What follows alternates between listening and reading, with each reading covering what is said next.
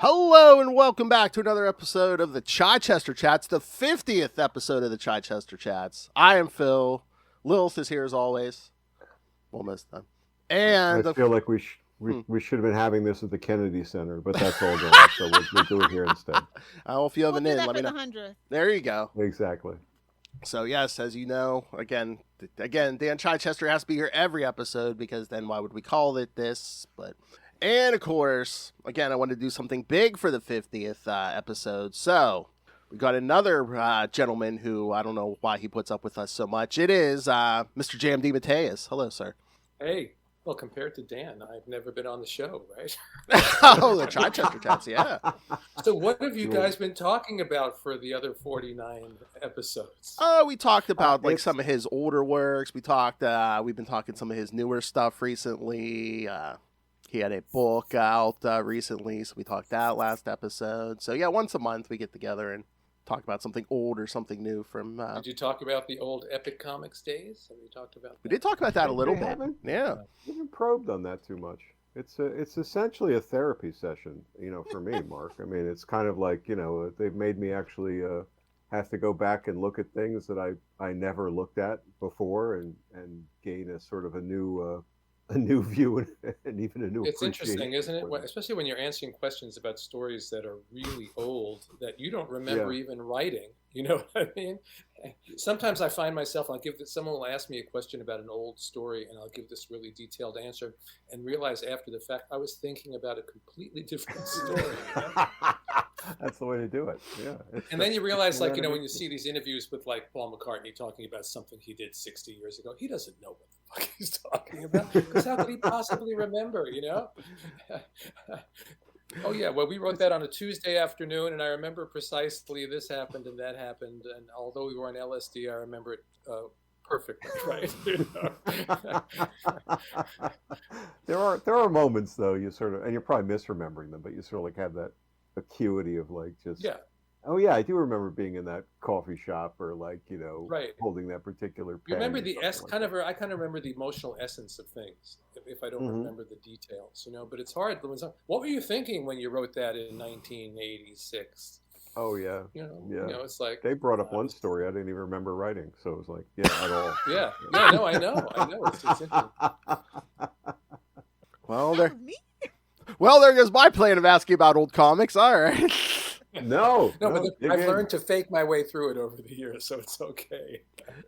All right. Well, I was going to bring up because, again, you guys have written, the biggest one that came to mind to me was you've both written Daredevil, but I know we've talked a lot about Black Armor Daredevil here. Lilith likes the credit that we helped bring that miniseries in. We put the idea in the Marvel's head, be like, hey, we need a new Black Armor Daredevil miniseries. I'll give you all credit. Yes. So I was going to ask you, Jam, if you remembered writing Black Armor Daredevil in this issue of Amazing Spider-Man from 1990, was it 94, 95? Sure, I remember. I know. I know it exists. I know I wrote it. I think it had. I think I do remember. This was with the owl and the vulture. Mm-hmm. Oh, good. Okay. Yeah. And that led into the whole story where Spider-Man was dying because the vulture poisoned him and all that. Yeah. I do remember that. How about that? So it goes to Matt Murdock and be like, how do you kill your alter ego? Yeah. Right. Yeah. No, I do remember this one. This one is not like, oh, did I do that? No, I actually remember this. Like, do you remember, were you reading Daredevil at the time, or did you do your homework? I might have been writing Daredevil at the time. You might have been writing Daredevil at the time, right? Yeah. That's probably why he was in the book, because I was writing Daredevil at the time, I would guess.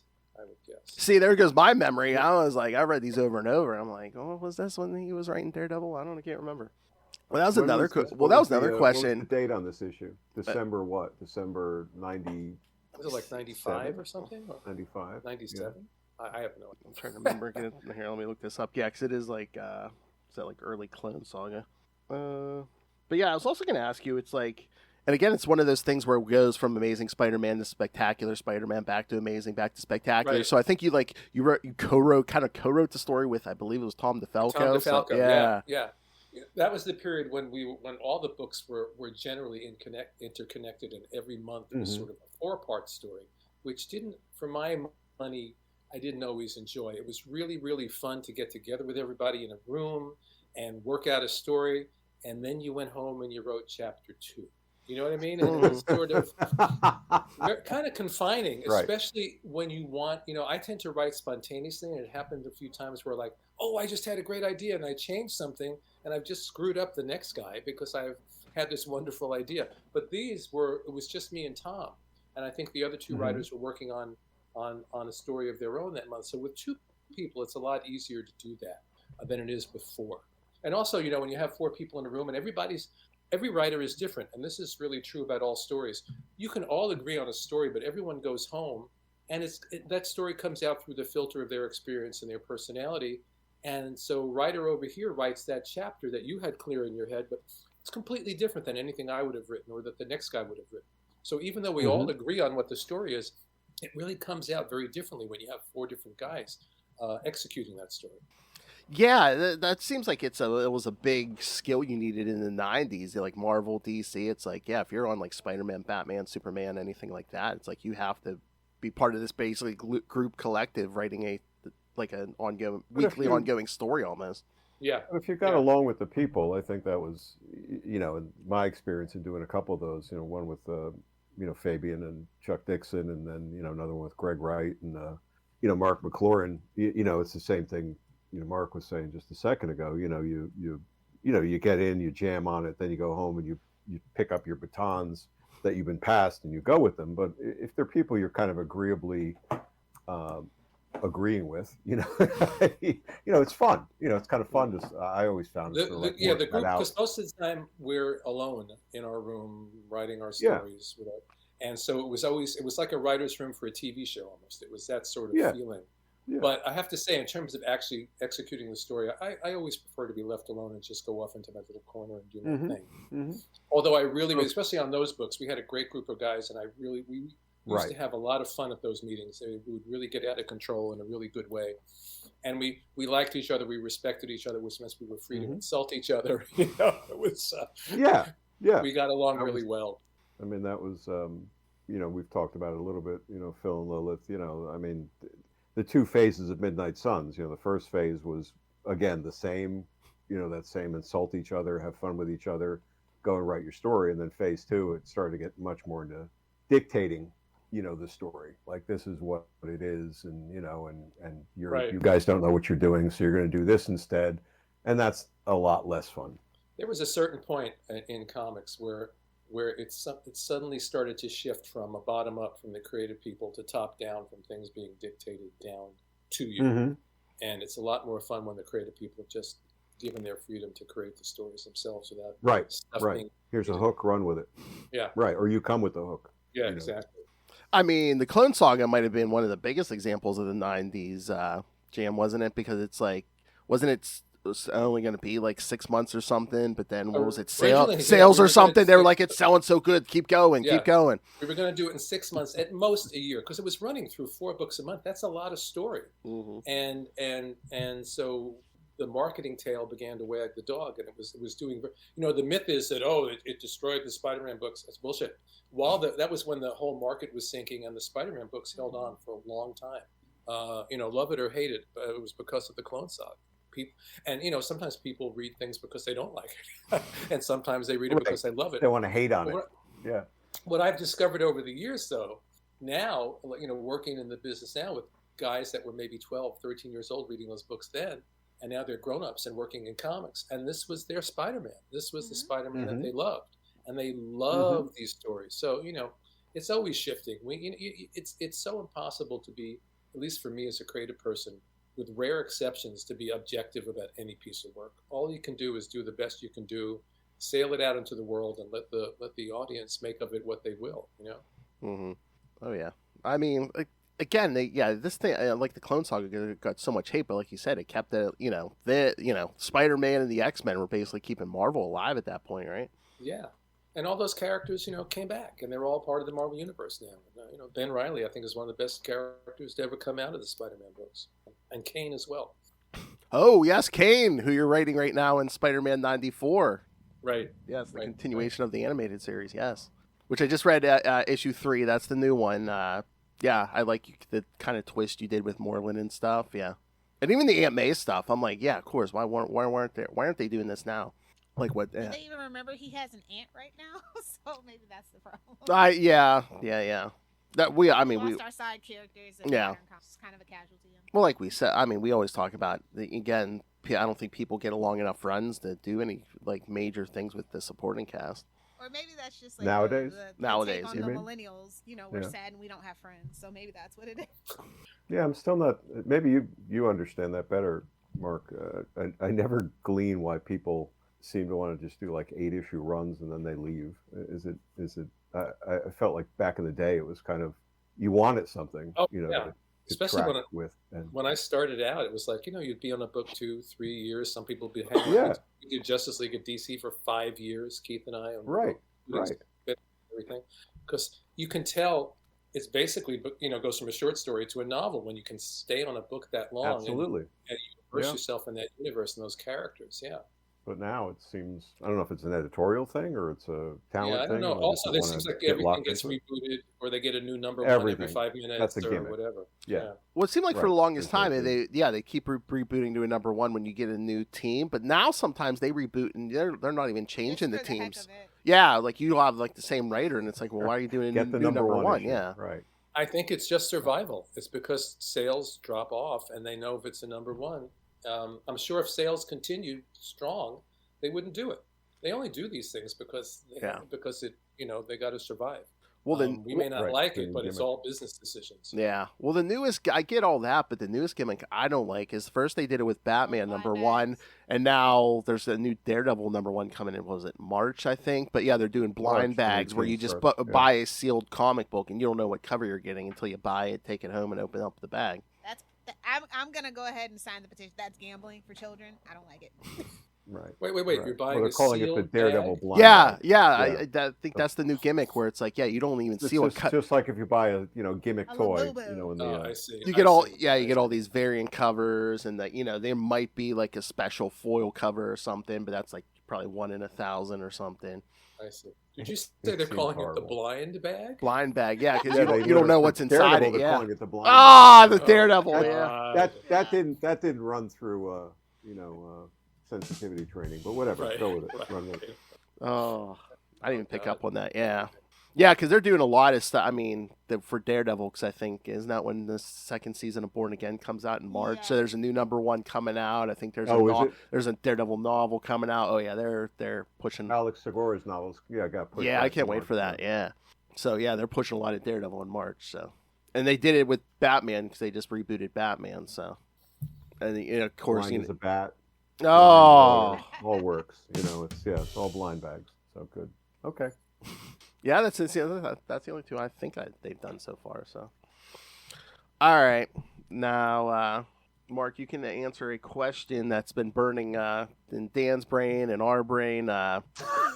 Really? Well, no. Well, when you were writing Daredevil for these issues. Mm-hmm. Did you get the mission statement? Be like, okay, by 350, we want him back as Matt Murdock. We want him back in the red suit.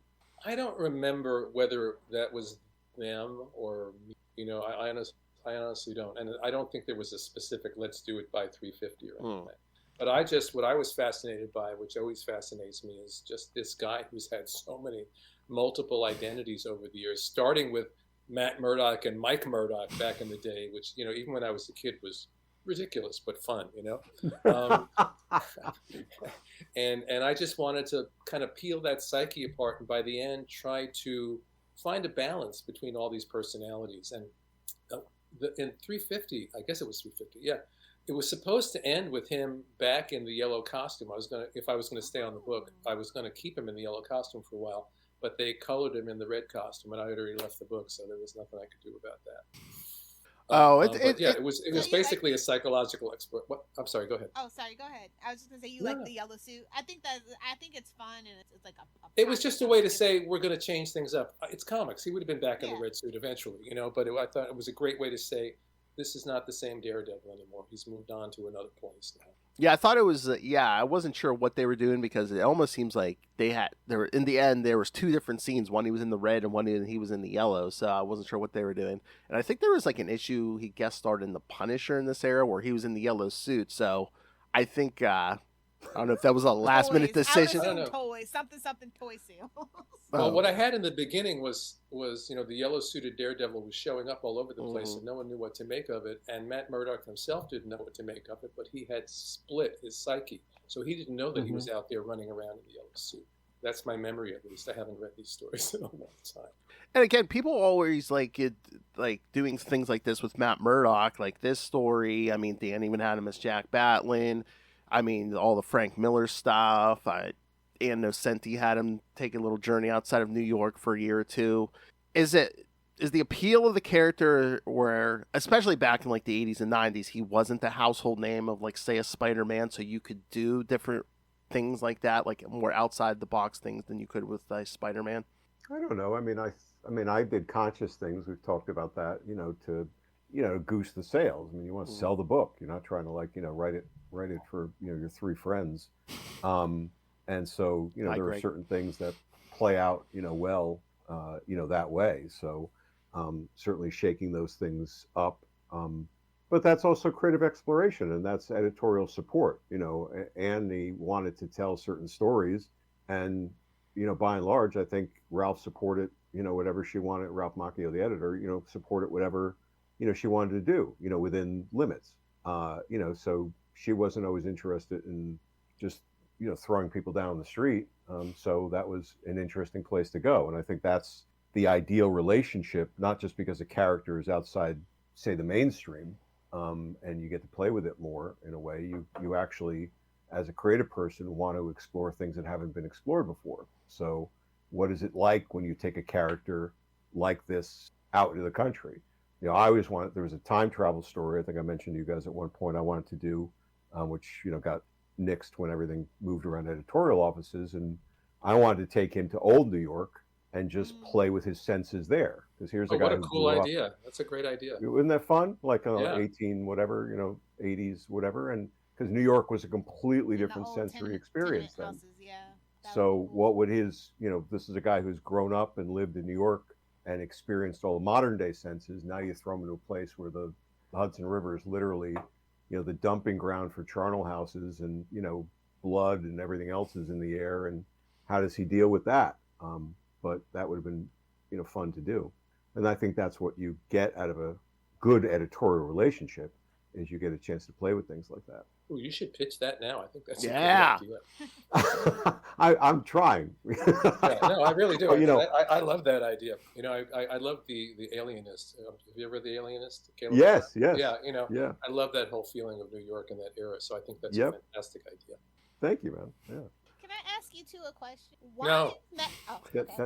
That's the whole point of this. Go for it. Why is Matt Murdock the whipping boy of the Marvel Universe? This man has been through literal hell, quite literally, like back and forth. Like, what is the appeal of making him go through all that? Like, I feel like when people say they want to write Daredevil, I'm like, oh, you want to be a sadist. You're looking for a character you can be a sadist toward. Here, I'll answer that one. No, no, I think it was. Does it like come a little off what I asked, where it's like, I know, the creative choices, Dan, and everything, but it's like, are they willing to take more creative chances with their Daredevil than, say, a Spider-Man? Because, that's the brand and everything. It is a running theme. So they're like, oh, you want to do something different? Yeah, it's Daredevil. Yeah. Be happy. Whoa. I just wanted to be happy. Well, from the Miller run onward, there was always it was established that this is a book where you could get edgy, for one thing, And I never thought of Daredevil as a book over in the corner, because as a kid growing up, I read Daredevil the same way I read Spider-Man. I just enjoyed the book. So I never thought, I'm getting on a second-tier book here. Plus, it had a pretty damn good tradition with Miller and Dan and Ann. And, oh, absolutely. You know what I mean? So it wasn't like emotion-wise. Yeah. Like back in the 80s when I was working on the Defenders, and no one was paying attention to the book. There had been some great people working on it in the past, but at the point I took it over, it really was, it was kind of at the bottom rung, so I could do whatever the hell I wanted with it. It was a different kind of thing. But Daredevil, I thought of Daredevil as a major character, in fact. not as a minor character or off in the corner. And I don't know, I just was writing the story that I thought was interesting. That's as deep as it went for me. Dan? Well, no, I totally agree with that. And when I said second tier, I was talking more promotional, Right. Mark, than anything. Like we always suffered, from a certain degree of all the sales and promotion dollars, went to spiders and mutants, and you're scrabbling for that unless, say, Frank was coming back to do a limited series. But that was my bone of contention. But I just get back to the fact that you have an interesting character with a good pedigree, and you've seen people push it in different ways. And I've said this before, I think people rise to the occasion with Daredevil, with few exceptions. There are a few exceptions, where people just want to like slam things around on the street and whatever, throw them off water towers. But I think generally people see the opportunity, the conflict of the character, and they want to play it out in different ways. And that's, you just then need the right support, editorial support, to be able to do that. And by and large, I had that, for even most recently, the miniseries. The Black Armor miniseries. They were very good. My one note was make him suffer, and I did, and I beat on him, make him suffer. Make him suffer. But aside from that, all the notes were good. The support was good. I had no issues with that at all. Yeah, and the essence of a good story, you don't enter a story and the character's happy, and you exit the story and the character's happy. That's, the character's always going to go on a journey. You could look at Peter Parker and say, why are they making him suffer so much? Because God knows he's been through hell, as have probably most of these characters. So I don't know if it's so specifically Daredevil. I don't know. Yes, complication is the nature of what you want to do to the characters. Right.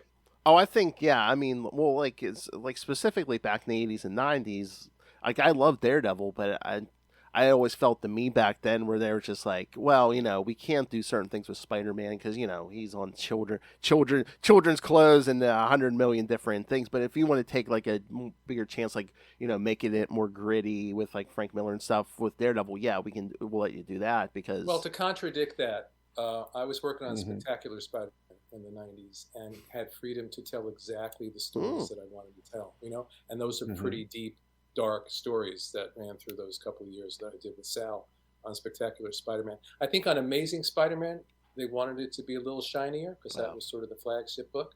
But I was given, I'm so glad those books just got finally collected this past summer after 150 years. But I was given complete freedom to tell really, really mature stories. And no one was saying, oh, it's Spider-Man, don't do that. No, that's true, I guess. Right. Craven's Last Hunt, Yeah. Well, beyond that, Child Within, all those stories that I did with Sal were all, they were pretty deep and dark in their way. Yeah, rarely did I don't think I ever heard anything about, hey, this is going on a lunchbox. Don't play this out. That was up to them, and to suddenly decide they wanted to put, Carnage ripping somebody apart on a baby jumper. That's them. That's licensing. That's not us. Mark your bingo cards. You just mentioned Carnage. Yeah, please put I did that for you guys. Rarely. Some people I'm sure have heard it, but I don't think I ever heard anything, in terms of censor yourself, change the story if you're off base for what the character is. Yes. Right. I told you guys, one time I was writing some Hellraiser and Daredevil concurrently, and I sort of crossed the streams a little bit, and Ralph, brought me back to focus, and that was the right thing to do. But Wasn't it? It was too violent or bloody or something. And that's when we got. Yeah, I just. Wait a minute, Carnage is killing people and filling the streets. Yeah, I just dove in deep, and I made it, and it was extra grisly, and I was just obviously still firing on different cylinders, and he just needed to kind of course correct me. And the bones of the story were kind of there, but I put too much emphasis on the wrong things, and that's what, again, a good editor helps you do. I was trying to think, has there been any project that you two have collaborated on together? I don't think. Well, Dan, you were the editor on Blooded Tale. Okay. You were our editor, weren't you? Yeah. Mark was the scariest presence I think I ever confronted. I hear these things from people, and I think, you know what it is? it was back then. First of all, my hair was dark. It wasn't gray. Eyebrows and mustache. That's Oh, what it the was. whole, It wasn't that you had the whole package. You came in with, well, first of all, it was the first thing that I was, given to edit, right? So it was a prestige project. I had just kind of, whatever, graduated to editor.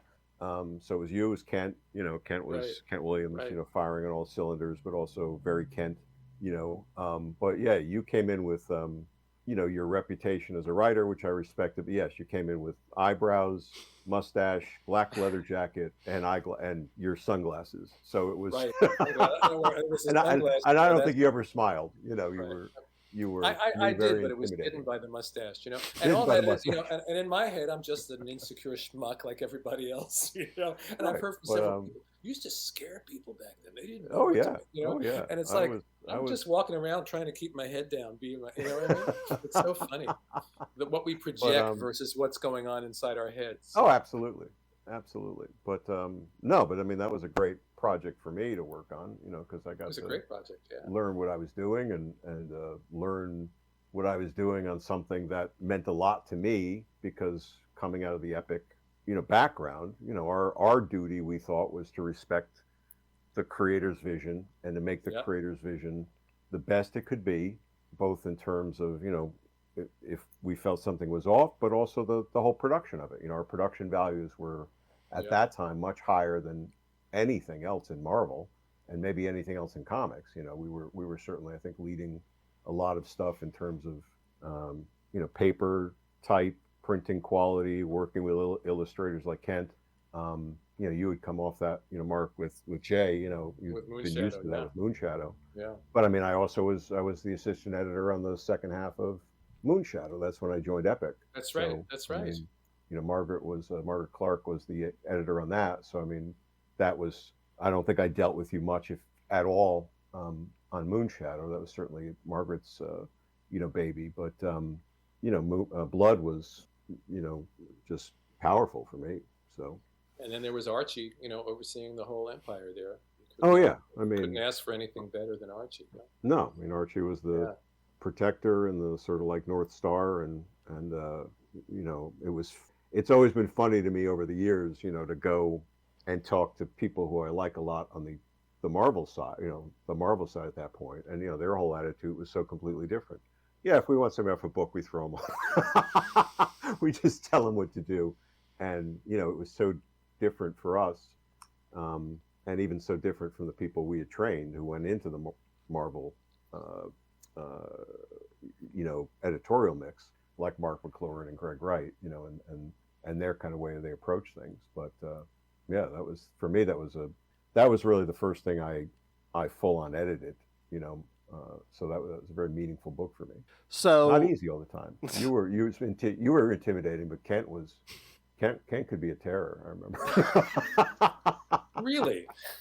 Oh, he was. Yeah, I think Mark Chiarello had to rein him in at one point because he was giving me so much grief, and I was trying like everything, and Mark, I think, finally kind of took him to the side and said, he's pulling everything for this book, or doing his best. So, give him a little kind of a little slack. I guess I wasn't privy to that side of things. Yeah.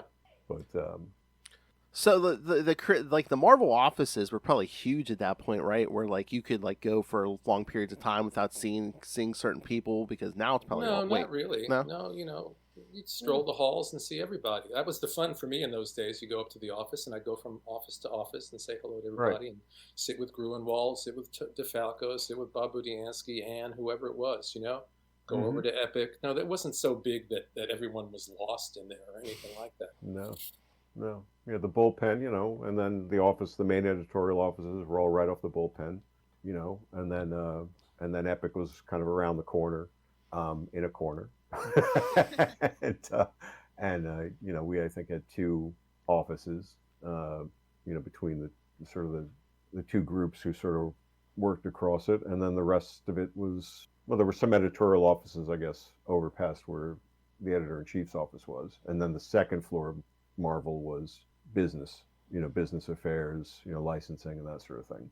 So, but yeah, you could easily drift from one to the other in a very comfortable way.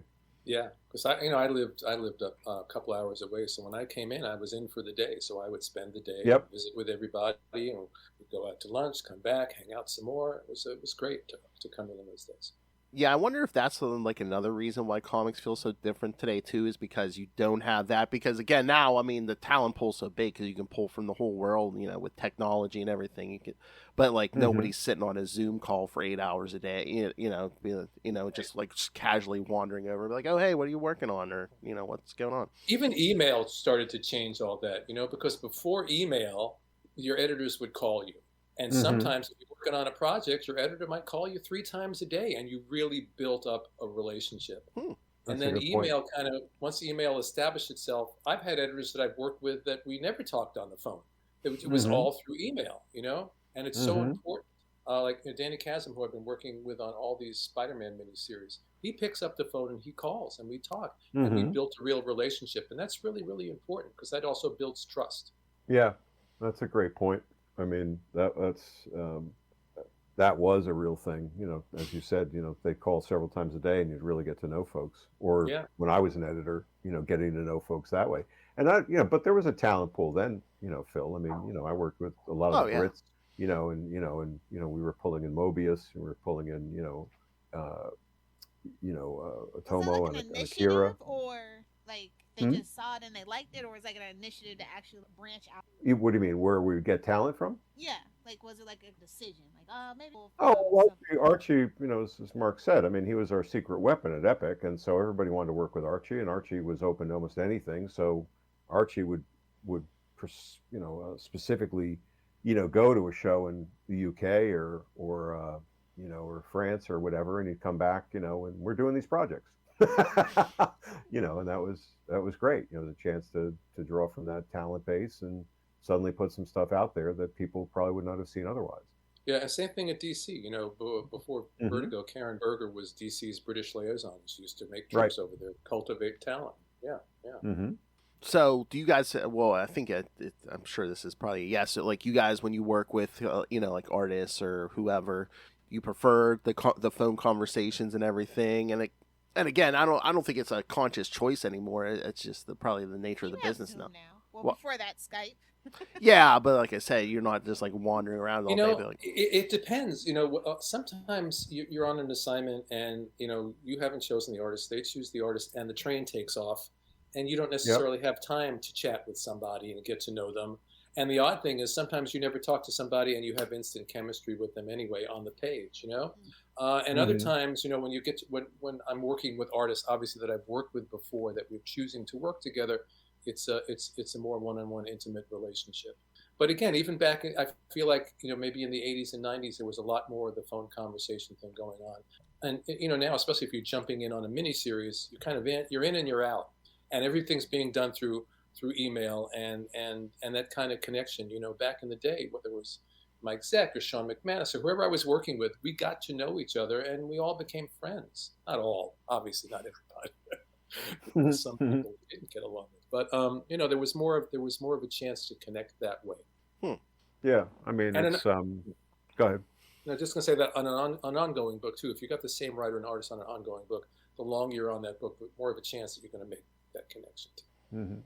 And but it also very much is where people are and how they prefer. I Right, mean, I feel I've got a right. really good relationship even today. With Netho Diaz, who I did the Black Armor series with. But he wasn't comfortable with English, so we talked extensively. On Twitter. Like that's just how he'd send me long notes. I'd send him long notes. We go back and forth that way, and that was just the way he preferred to sort of communicate. And so I think sometimes there's language, issues. People are more comfortable that Yeah, way. But if you can communicate, it's better than just passing stuff over. You get to give people feedback, and yeah. people like to know that you like what they're doing, that they're on track, or maybe they're a bit off, and here's a suggestion, maybe where to go. The collaboration, can't be overlooked. I mean, that's really part of the appeal of comics. Right. Well, that probably is where technology actually helps now because there's so many like language translation programs and stuff, and it's just like, well, what is it? What's this person trying to say? And probably helps Mm-hmm. with that. So, So a lot of times I'm like, technology is, probably, I don't know, maybe not been as good for the process, but then in that case, I guess it actually does. So, guess it's just adapting. You can't be a Right. Luddite, but you have to also recognize dangers some technology, especially in certain people. And balance. No way. There are days I say to my wife, I just want 3 TV stations, a computer with no internet, you know what I mean, and a VCR.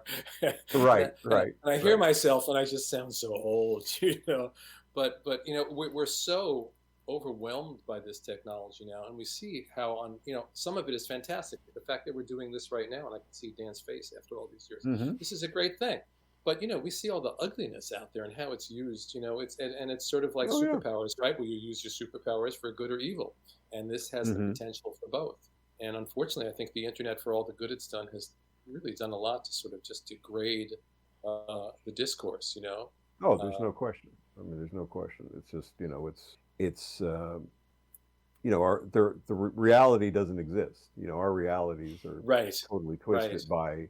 We can both log on to Google and both search for the exact same thing, and we're going to get 4 separate results, maybe radically different, and that's, divisive just based on what the algorithm wants to sell us.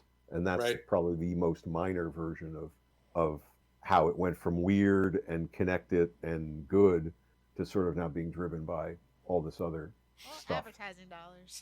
Yeah, well. The shitification of the internet, Cory Doctorow says. And now you have AI muddying the waters even more. So, well, sure. I saw an M-dash and some stuff that Fabian posted yesterday, and I just accused him of writing with AI. So, I was going to ask also, is it to be a successful comic creator, do you have to have at least one Batman story under your belt? Because I know, Mark, you've written a lot. Dan, you've at least written a Daredevil Batman crossover. So do you have to have at least one Batman story? I don't know if it's required, but I think all of us as 10-year-old nerds in our souls, want to write Batman at some point, right? Everybody wants to be Batman. I don't know if it is required, but it certainly was fun. I mean, I always heard that. I didn't know if it was true or not, but I'm like, yeah, every comic, anyone who gets in the comics always has at least one Batman story and one Spider-Man story in their head that, will they get to tell one day.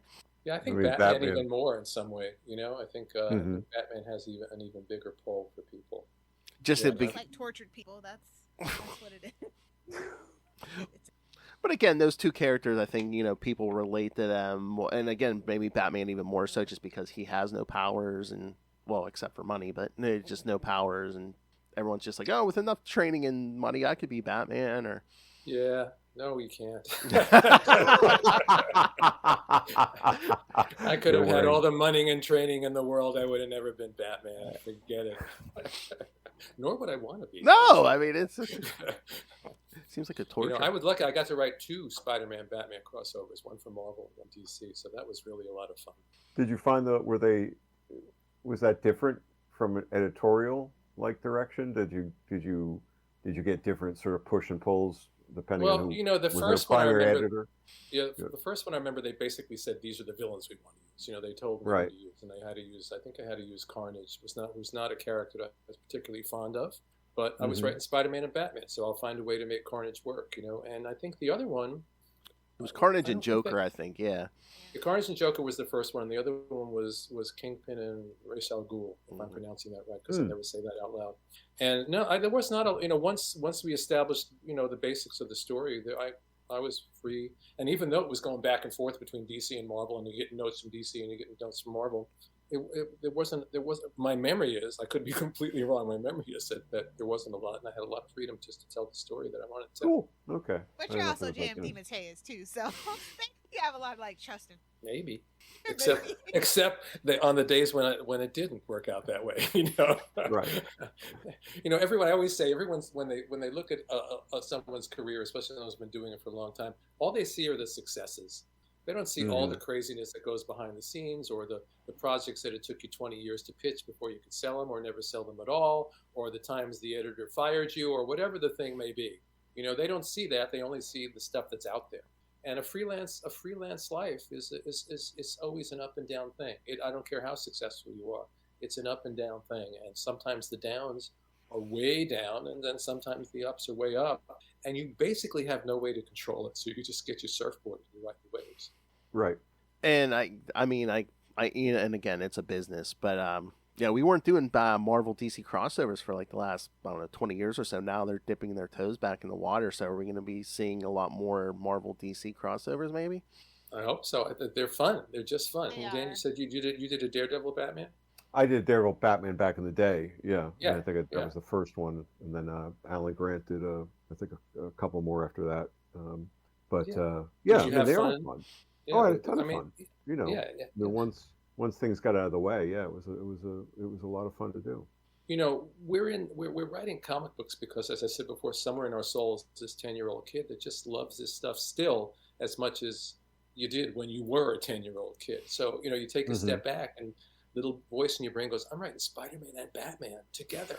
And if you don't have that enthusiasm still, you shouldn't be doing it, you know? Right, because then you're checking boxes and you're just, you know, let's just make the machinery work.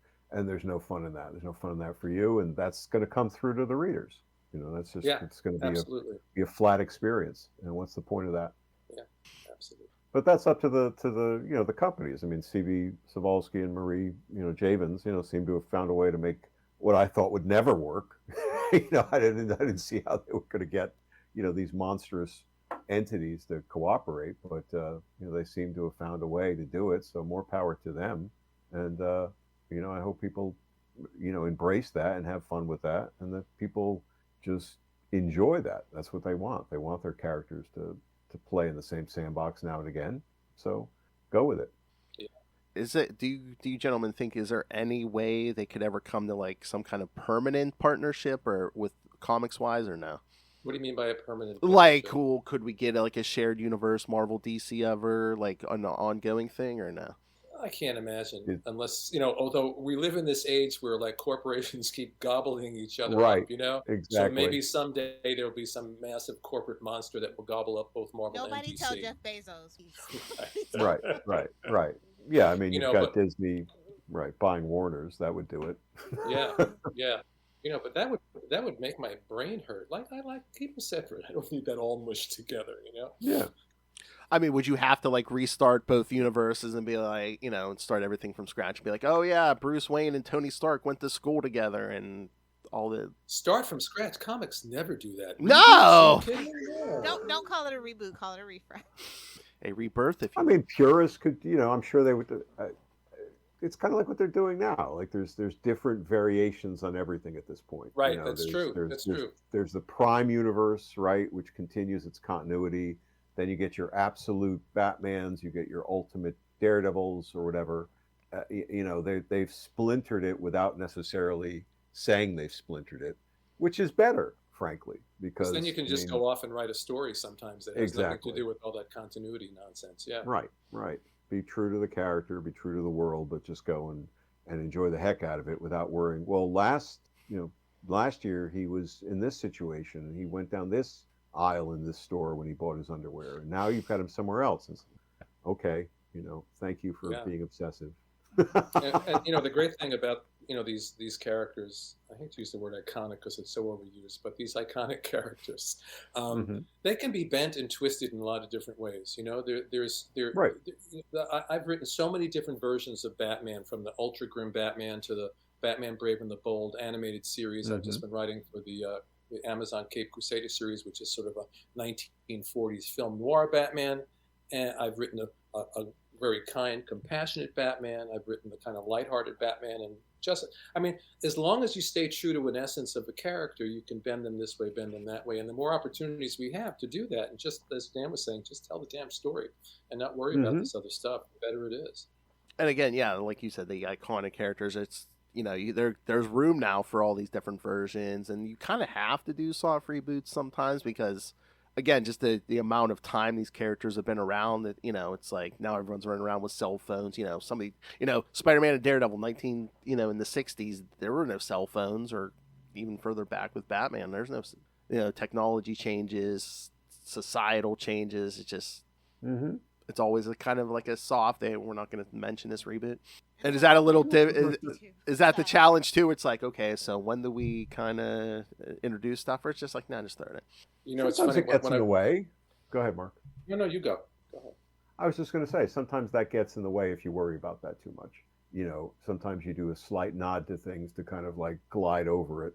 But, you know, again, going back to that, you know, Black Armor series, which ostensibly was taking place in the 90s, but was, you know, Marvel 90s, you know, he did a minor nod to cell phones, you know, usage, but I didn't really, you know, dive in deep to have everybody doom scrolling or, you know, it was enough to sort of acknowledge the fact for a modern day reader to sort of see something they might be familiar with, but it wasn't an integral part of my story that I needed, you know, so you pick and choose.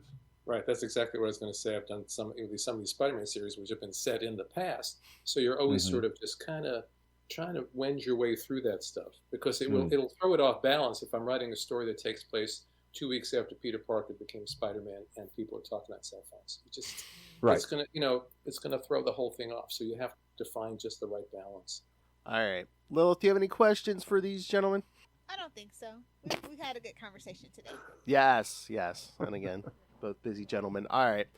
First of all, Mr. James DeMatteis, thank you for joining us. Thank you for my pleasure. Making this my pleasure. Episode extra special. I'm happy to celebrate Dan's 50th anniversary. Thank you.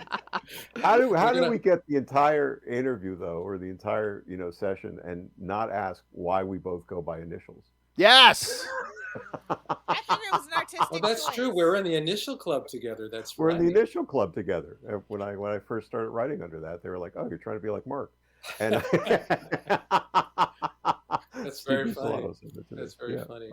Anyway, blame J.M. Barry. He started it, didn't he? He started it. Oh yeah, I was all worried I was gonna be like trip over my tongue trying to say J.M. DeMatteis, D.G. Chichester. It's a lot of tongue twisting. Yeah, that's very funny. All right, so now so we'll spend the next 10 minutes. Mark, tell us what you have going on. What projects you have going on right now? What's going on? Especially Spider-Man. Spider-Man 94 is out now. Got a couple other things cooking at Marvel that I can't talk about. Gearing up for the next round of the DeMatteis, all those new books that we did via Kickstarter. I have a novel that should be out early next year called Dark Future through a company called Neotext. I've done 2 novellas for them, and now we've kind of crept over the line into a novel. Been writing for Batman, Caped Crusader, and there's just a Kickstarter that launched today called it's a fiction anthology that Bob Greenberger, who worked at DC for many years, is editing, called Thrilling Adventure Tales. Oh, I just saw that. And I have a short story in there as well. So that's enough. So nothing going on. Yes. Nothing going on. And all your Spider-Man, the collection of your Spider-Man issues with there've been a lot of collected editions out this year. Dr. Fate got collected. All the Spider-Man stuff got collected. Hero Squared, the one creator-owned thing that Giffen and I did together, got collected. New editions of Moonshadow and Brooklyn Dreams, and I even collected Scooby Apocalypse, the last project I did with Keith. So a lot of stuff got collected this year.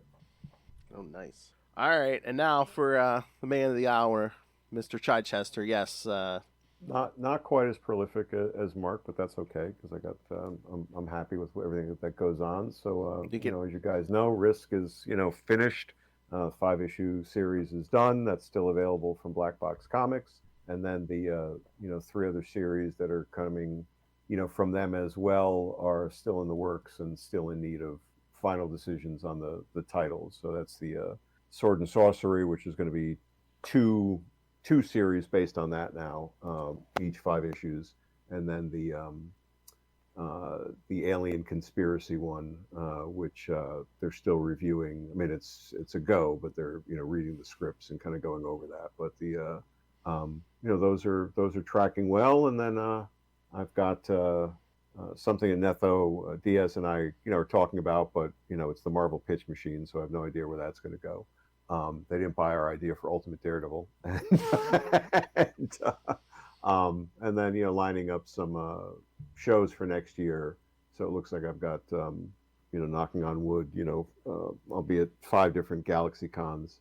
Oh wow! I'm So going I'll to be around. at least 3 Which one are you next going to be year. at? I'm going to be Oh, in Raleigh, Richmond, and New Orleans. I'll see you at all three. So Oh, I'm at that's Raleigh, fantastic. Richmond, and New Orleans, and then I'm going to be at Nashville and Oklahoma City. So I look forward Great. to in-person reunion as well. Wow. We can find some other people with initials, and we can all go out to dinner together. We can have a club. Have a club. Yeah. Galaxy Con, when It's you have a fun, panel, Galaxy Con, when you have a panel with these two, you're welcome. Yeah, they absolutely hopefully should. I mean, on anything. So that would be fun. I'm And actually going to Brazil December 1st for CCXP, which is Oh, supposed are you? to be, Well, that's enormous, right? supposed to That's be like 3 times the size of San Diego or something insane yeah, like I hear that. it's So, massive. Yeah, Brazil massive. knows how to do fandom. yeah, so I'll let you know how my nervous system is when I get back. That's very cool. That's very exciting. Yeah, they've treated us really, really well. Really, really well. I'm looking forward to it. Dan, any updates on Axel's Infernal? I need number No, 2. Right? unfortunately not. I mean, I wish I had better news, but You can just write them for us. We'll pay you. yeah, that might be very exclusive commission comics. But I keep I'm saying I hope to kidding, have so more just let me news, know. but so far I don't. I have to spend. I have disposable. Just let me know. Your 4 dogs would beg to differ, Lilith. They're all set for this Christmas season. Oh, gee, of Good. course. Of Oh, course okay, they are. as long as they're set, all good stuff. But I feel like only in comics, Dan's like, I don't have that much going on. Meanwhile, there's like 3 series in the pipeline, Right, and one right. just came out. Well, yeah. I'm Yeah, comparing life of a myself to the man freelancer. next to me. Well, And- who gets more? Who gets the amount of work he does? Dan, come on. Except when I don't. Going back to what we Well, were saying yeah. before with the freelance Uh-huh. life. You know what I mean? I've had periods in my career where things have completely dried up, and you sit there Yep. going, how am I going to pay Yep. the mortgage next month? You know, it's just, it's the luck of the draw. I call it, you're like tap dancing on quicksand, I always say, when you're a freelancer. You have to tap really fast so you don't sink, and really well so someone will go, ooh, look how well he dances. Let's hire him, you know? And another weird thing, you know, is that it doesn't matter how long you're doing this, people forget about you. They just do. And you have to remind them what you can do. And suddenly you get another project after it's been fallow for a while, and someone goes, oh, yeah, I remember him. Let's hire him. You know? And then the next wave comes. And then, you know, so it's amazing to me that I've done this for as long as I have. I feel very blessed and very lucky, even with the dips over the years, that this is how I've made my living all these years. It's been pretty great. But I've had to do it by doing a lot of different things, by doing comics, by doing TV, by doing film, by doing books, whatever. Because you have to know when that door closes, you got to have another door open, because the door will close. The door will inevitably close. I mean, that's a credit to your talent and your drive. But I think that mentality does allow you to continue to produce and exercise your creative skill sets, so that you don't fall into that sandpit, of like, woe is me, right? Because if you do have that empty moment in whatever platform you're working on, that's where you really get dragged down, I think. But if you've got something you can turn, or I'm going to go do this now, maybe that's not as lucrative, or maybe there's only one project available for that at the moment, but it does keep you going. Exactly. And that confidence and that charge, it took me a while to learn this, but that confidence and that charge gears you up, to be able to approach, I want to try comics again, or and feel better about it, and go in with a bit of swagger and a bit of confidence, because if you don't, then people sense that in anything, right? In anything. Yeah, you have to be ready to open the other door, because I've seen situations in my own career where it's like, oh my God, at company A, and I'm so busy and the phone's ringing off the hook, and I have so many projects that I'm turning things down, and then like Tuesday there's a new editor-in-chief or a new publisher or something, and all of a sudden the work just goes away because somebody up the food chain made some decision, and they decided they don't want to use you anymore. So you never know. So you really have to be nimble. Let's say nimble. That's a good word.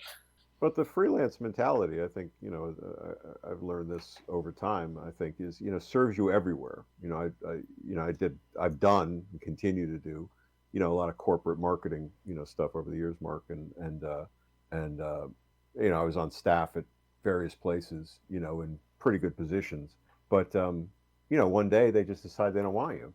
So, you have to recognize that that's going to happen, no matter where. And if you sort of adopt, I'm always a freelancer, wherever you No, but are. it's true. And our entire economy is like that now. Once Yeah. upon a time, people would get a job for IBM when they got out of Absolutely. college, and they worked there till they retired. Yeah.